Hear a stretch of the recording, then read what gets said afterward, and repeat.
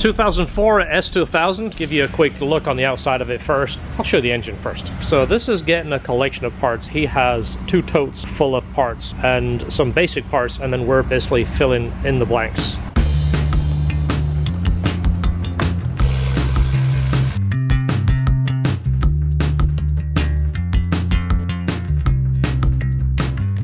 He wants to do red seat belts, so the first thing we're going to do is take the seat belts out, get them shipped out so they can be converted to red, they can be re-webbed, and we can be building the car. In the meantime, when they come back, we can install them back in the car.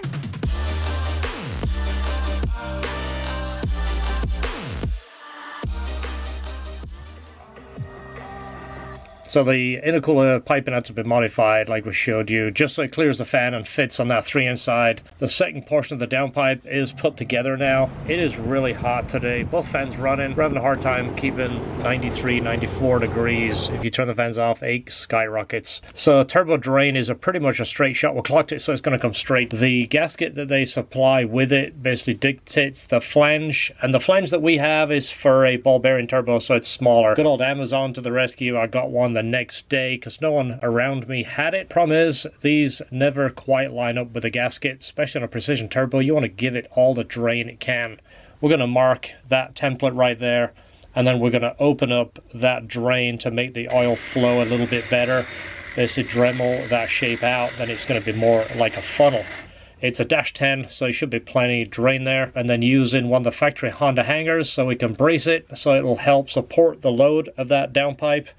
Now we're building dump tubes, so it is a dual wastegate system, so we're going to run 2 tubes and make sure they exit the car, so don't want the turbo ingesting that. So we're going to set these springs up to be 11.5 pounds. That should be plenty for our goal. We're basically shooting for around 400.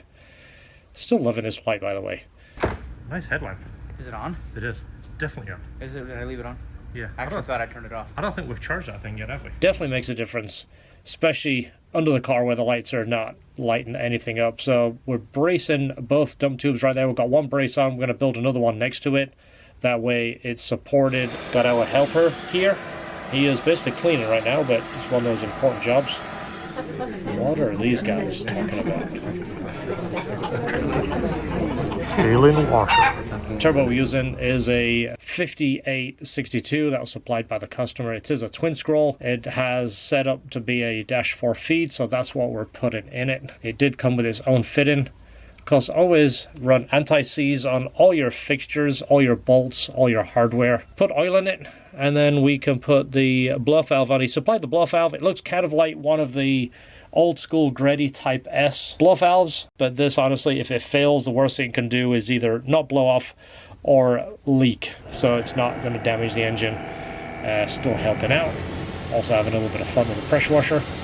Some of the TLC stuff going on. We'll show you this as it all goes back together, but all this little stuff definitely makes a difference for the final product. This is just regular vacuum hose, which is fine for the most part. The problem is once you get it around heat, that's when you start running into issues. It might be fine for 6 months or a year. Then when things start getting some heat in them, the hose will break, it'll crack. This is secured now. This is our feed. The drain is on, the downpipe is on, wastegate tubes are on. Intercooler pipe had to be modified like I showed you, that is on. This is the hose that we are using right here. It is 2-ply hose. It's much stronger. It's just a much more substantial hose. It is going to tie in right here. That goes and splits into dual wastegates. That is going to run into this vacuum block.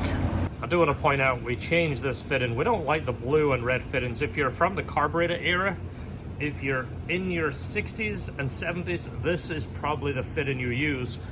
If you're in your 40s and 50s, I want to say you use the black ones right there, which is the ones that we like.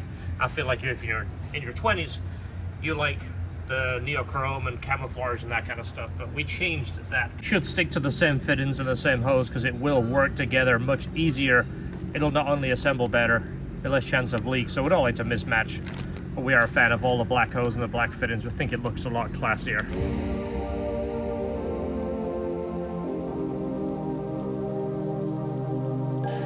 High, low, little light on the side. If you click this right here, the little lightning bolt comes on. This is the wave function. Whatever you leave it on, that's the wave function. So put it on this one, then hit the lightning bolt. That's the wave on high right there. So I'm so impressed with these. I bought a bunch. I want to put them in the store. LHTperformance.com. Just finished adjusting the valves. This is something really important, especially on a turbo car. And I think it's going to be something that we make standard if we're doing anything with the car. We're going to want to do a valve adjustment because so many of these are off and it does affect the performance and obviously a long-term valve wear. This is an AP2 already, so it's got the better retainers and keepers. So this can just get a new gasket kit and go back together.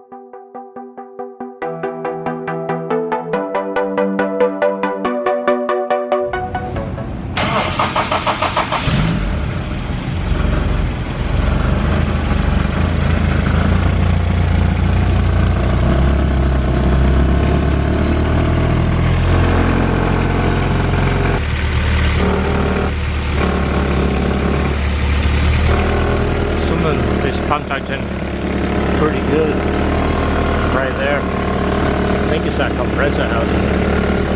I mean, you can slid in and out without touching it. It definitely seems like it's right up front, doesn't it? Yeah. Yeah, it's right there. So we thinking this is where it was contacting. There is room under this right here. We've got the cover off and running it to verify that there is no rattling.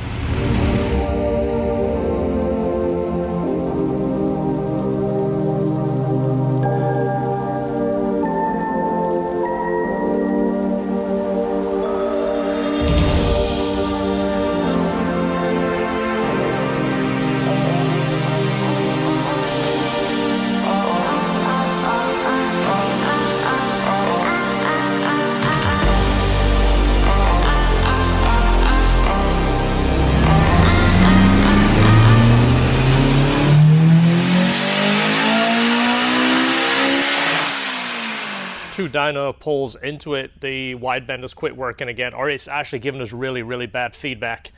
Not sure if this is too close to the turbo. Never really been a fan of putting them that close. I don't know if it's frying it or if it's the gauge itself, but this is the second wideband that this car is fried. So we've ordered a whole new gauge with a new wideband, and we're going to position that in the conventional spot down here in the pipe, and hopefully we can finish tuning. I don't know if you can hear the storm behind me. It's getting pretty rough again. I'm using a new audio system. Let me know what you think. I'm actually using my iPhone and then an external mic. Let me know how that sounds, how it looks, and if it's good, I'll use it more in the future. This is gonna have to sit we'll get the parts, put it back together, and then start tuning. The seat belts should be back any day now. We put the interior back together too, and then this car should be pretty much done.